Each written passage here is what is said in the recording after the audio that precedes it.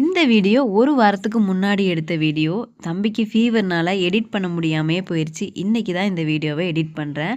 அன்னைக்கு என்னோட பிளாக்ல 3 பேத்துக்கு ஒரே நாள் பர்த்டே. அந்த செலிப்ரேஷனும் இந்த வீடியோல அட்டாச் பண்ணியிருக்கேன்.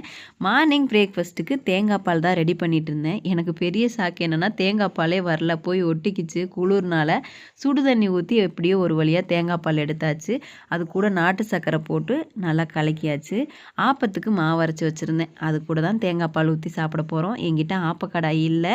அதனால இந்த மாதிரி தோசைக்கல்லே குட்டி குட்டியாக போட்டு மேலே தட்டு வச்சு மூடி எடுத்தாச்சு. மார்னிங் பிரேக்ஃபாஸ்ட்டாக ஆப்பமும் தேங்காய் பாலும் தான் சாப்பிட்டோம். சாப்பிட்டு முடிச்சுட்டு ஈவினிங்காக 3 பேருக்கு ஒரே கேக்காக வாங்கி வெட்டிடலான்னு சொல்லி பிளான் பண்ணி வாங்கி வெட்டியாச்சு.